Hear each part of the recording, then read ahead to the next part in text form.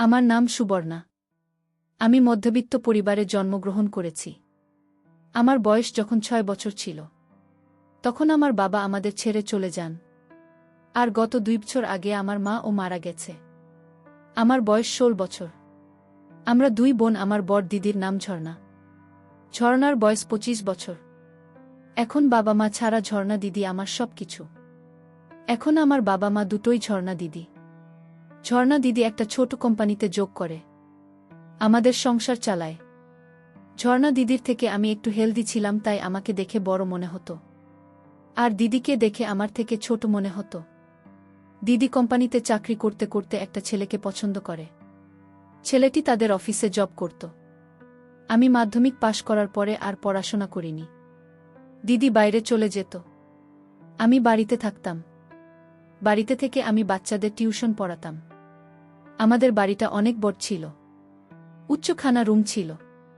বাবা খুব শখ করে বাড়িটা বানিয়েছিলেন, আর বলেছিলেন আমাদের ২ বোনের বিয়ের পরেও এই বাড়িটা আমাদের ২ বোনেরই থাকবে। এখন তো আমাদের বাবা মা কেউ নেই, তার বাড়িটা না চাইলেও আমাদের ২ বোনের থাকবে। বাবা মা ছাড়া বাড়ির আর কোনো মূল্য নেই। বাবা মা না থাকার যে কি কষ্ট সেটা আমাদের ছাড়া ভালো কেউ বুঝবে না। দিদির সকাল বেলা অফিসে চলে যেত, আমি সারা দিন বাড়িতে থাকতাম। ঝর্ণা দিদি যে ছেলেটিকে ভালোবাসত, তার নাম ছিলেই। ঝর্ণা দিদিকে খুব ভালোবাসত।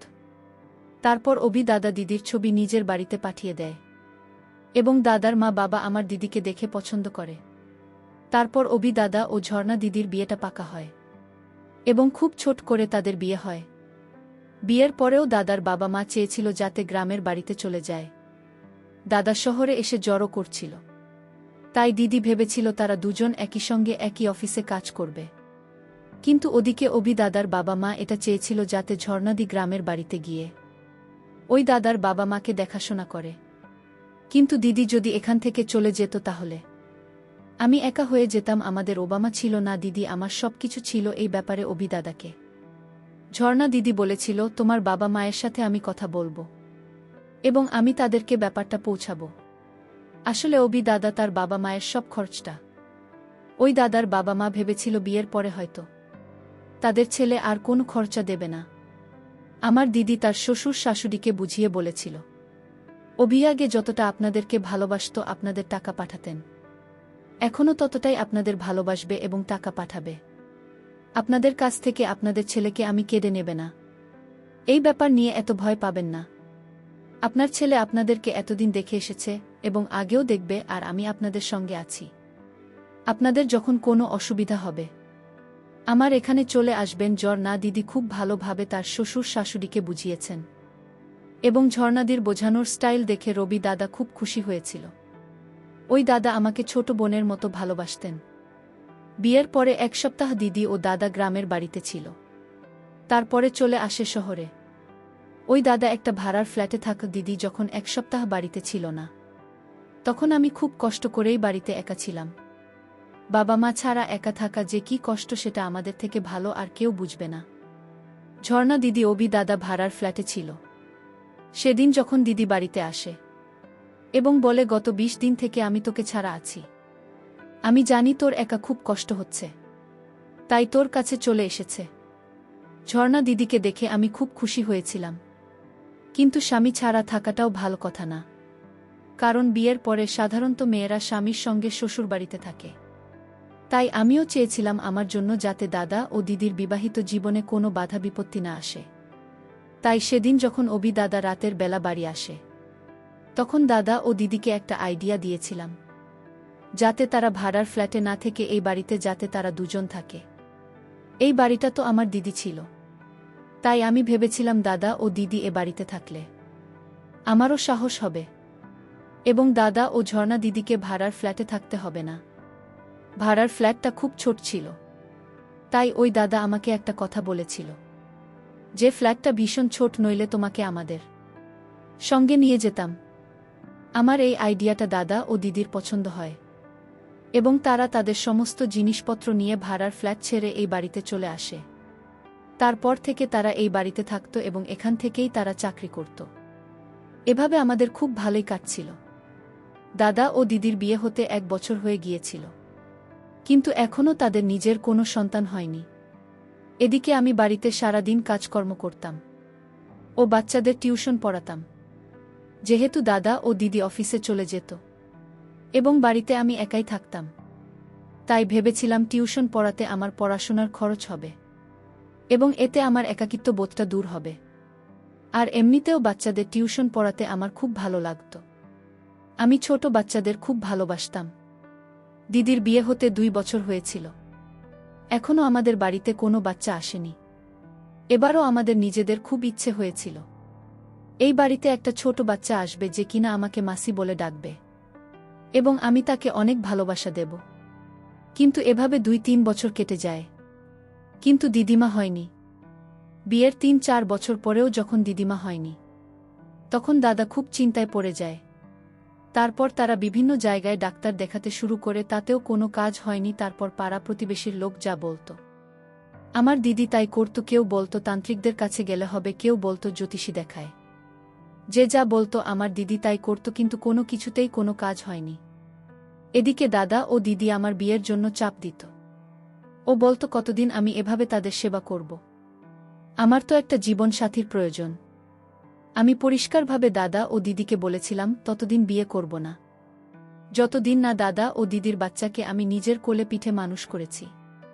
বিয়ের 3 বছর পরেও যখন দিদিমা হয়নি, তখন প্রত্যেক দিনই এখানে সেখানে ডাক্তারের কাছে যাওয়া হতো।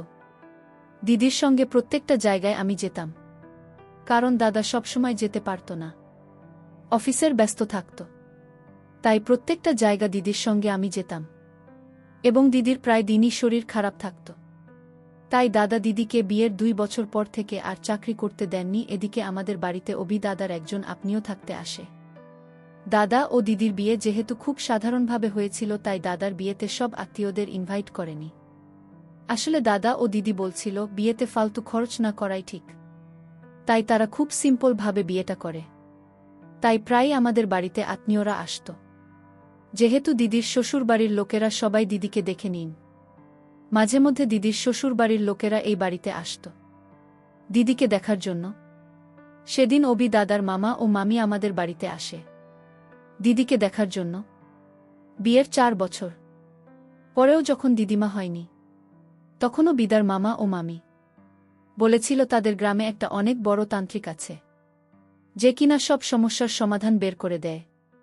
এবং তারা বলেছিল ওই তান্ত্রিকের কাছে গেলে দিদির অবশ্যই বাচ্চা হবে। তারপর একদিন আমিও ঝর্ণা দিদি ওই তান্ত্রিকের কাছে যাই। ওই তান্ত্রিক যা জড়িবুটি খেতে দিয়েছিল এবং এমনভাবে খেতে বলেছিল, দিদি ঠিক সেইভাবেই সেবন করেছিল, কিন্তু তাতেও কোনো ফলাফল হয়নি। এভাবে অভি দাদা তো প্রায় হাল ছেড়ে দিয়েছিল, কিন্তু ঝর্ণাদি তখনও আশা ছাড়েননি। তার মনে বিশ্বাস ছিল যে সে একদিন মা হতে পারবেন। তার কষ্ট দেখে আমার খুব কষ্ট হতো। আমি যে ছাত্রদের পড়াতাম তাদের মায়েরা মাঝে মধ্যে আমার সঙ্গে দেখা করতে আসত। আসাদ বলেন, একটা বাচ্চা আমার কাছে পড়ত, তাকে আমি খুব ভালোবাসতাম। আমার যতগুলো ছাত্র ছিল, তার মধ্যে আশার সবথেকে ছোট ছিল। তাই তার মা প্রত্যেক দিন আমার কাছে রেখে যেত এবং টিউশন পড়ানো হয়ে গেলে নিজে এসে তাকে নিয়ে যেত। সেদিন আশাদের মা বলেছিল একটা অনেক বড় জ্যোতিষী আছে এবং সেই জ্যোতিষী তান্ত্রিক বিদ্যা জানে, ওনার কাছে গেলে দিদি অবশ্যই মা হবে। এই কথাটা আশাদের মা দিদিকে বলেছিল। আশাদের মায়ের কথা শুনে দিদি ওই তান্ত্রিকের কাছে যায়। সেদিন আমি দিদির সঙ্গে যেতে পারিনি, কারণ আমার শরীর খুব খারাপ ছিল। ডাক্তার দেখিয়ে যখন দিদির কোনো কাজ হয়নি, তখন দিদি অন্ধ বিশ্বাস করে তান্ত্রিক এবং জ্যোতিষীদের কাছে যেত। সেদিন দিদির বাড়ি আসার পরে আমি জিজ্ঞেস করেছিলাম তান্ত্রিক কি বলছে, তখন দিদি আমাকে বলে উনি বলেছেন আমার সমস্যার সমাধান হয়ে যাবে, আমি খুব তাড়াতাড়ি করব, ভর্তি হয়ে যাবে। দিদি যখন জিজ্ঞেস করেছিলাম তান্ত্রিক বাবা কিছু খেতে দিয়েছে, তারপর দিদি যা বলেছিল আমি তো শুনে অনেক বেশি আশ্চর্য হয়েছিলাম। দিদি বলেছিল তান্ত্রিক বাবা লবঙ্গ দিয়েছে, যে লবঙ্গ আমরা মশলা হিসেবে ব্যবহার করি, এবং কিছু গুঁড়ো পাউডার ওষুধ জলে গুলে খেতে দিয়েছে।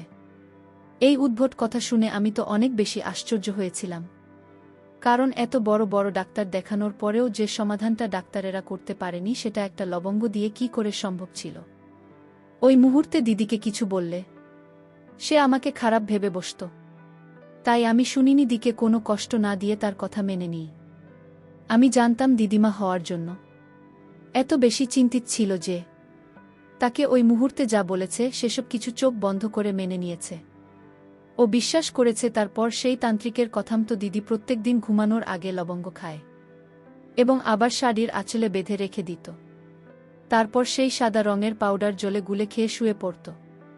ওই তান্ত্রিক বাবার ওষুধ খাওয়া ঠিক 7 দিন পরে দেখি আমার ঝর্ণা দিদির মা হবার লক্ষণ ফুটে উঠেছে। কিন্তু এটা কি করে সম্ভব হতে পারে 7 দিনের মধ্যে দিদির শুধুমাত্র একটা লবঙ্গ গুঁড়ো পাউডার ওষুধ খেয়ে যে উপকারটা পেয়েছে এত বড় বড় ডাক্তারেরা করতে পারেনি? সেটা একটা লবঙ্গ কিভাবে করতে পারে এটা ভেবেই তো আমার অনেক আশ্চর্য লাগছিল। দিদি তো অনেক বেশি খুশি ছিল এবং জামাইবাবু অনেক খুশি ছিল। দিদির তো খুশি ঠিকানা ছিল না। কিন্তু আমাকে এসব কিছুই ঠিকঠাক ছিল না। কিছু একটা গণ্ডগোল ছিল। আমি না পেরে দিদির সঙ্গে এই ব্যাপারে কথা বলছিলাম, কিন্তু দিদি আমার কোনো কথাতে গুরুত্ব দেয়নি। দিদি তখন মা হওয়ার খুশিতে অন্ধ হয়েছিল, কিন্তু দিদিকে আমার সন্দেহ হয়েছিল। এদিকে ওই দাদা জামাইবাবু দিদির মা হওয়ার খুশিতে পুরো পাতে মিষ্টি দিয়েছিল সবাই। বাড়িতে এসে দিদিকে আশীর্বাদ করে যেত। দিদির খুশিতে আমিও খুশি ছিলাম, কিন্তু আমার মনের সন্দেহ দূর হয়নি।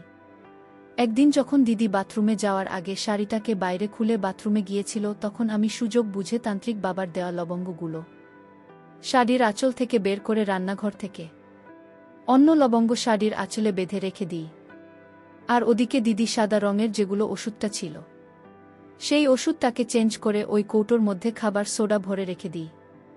তান্ত্রিকের দেওয়া ওষুধগুলো দিয়ে ঘর থেকে বের করে আমি নিজের ঘরে নিয়ে চলে আসি এবং পরীক্ষা করার জন্য তান্ত্রিক বাবা দিদিকে যেমনভাবে ওষুধ খেতে বলেছিল ঠিক সেরকমভাবেই আমি ওষুধগুলো খেতে শুরু করি। আমি দিদিকে অনেক বেশি ভালোবাসতাম, তাই আমি দেখতে চাইছিলাম এই তান্ত্রিক বাবার ওষুধ খেয়ে আমার কিছু হয় কিনা। কারণ দিদির কিছু হয়ে গেলে আমার পৃথিবীতে আর কেউ নেই, সম্পূর্ণভাবে একা হয়ে যাব। তাই দিদির আমি সব সময় ভাল চাইতাম। এই কথাটা কেউ জানত না যে আমি দিদির ওষুধ পাল্টে দিয়েছি এবং এখন আমি নিজেই এই ওষুধগুলি সেবন করছি। আমি ওই গুঁড়ো ওষুধ পরপর 7 দিন খেয়েছিলাম। 7 দিন খাওয়ার পরে একদিন সকালবেলা ঘুম থেকে উঠে দেখি আমিও মা হতে চলেছি। কিন্তু এটা কি করে সম্ভব? দিদির ক্ষেত্রে না হয় মানা যায়, কারণ দিদি বিবাহিত মহিলা, কিন্তু আমি তো একজন কুমারী মেয়ে ছিলাম। তাহলে আমি কি করে হয়েছিলাম? কারণ আমি কোনোদিনও কারো সঙ্গে কিছু করিনি। তাহলে আমি কিভাবে মা হতে চলেছিলেন? সেদিন তো আমি অনেক বেশি ভয় পেয়েছিলাম। ভয় আমি সেদিন রুম থেকে বের হইনি, সারাদিন নিজের ঘরেই ছিলাম। দিদি আমাকে যখন ডাকতে এসেছিল আমি ভয়ে ও লজ্জায় দরজা খোলেনি।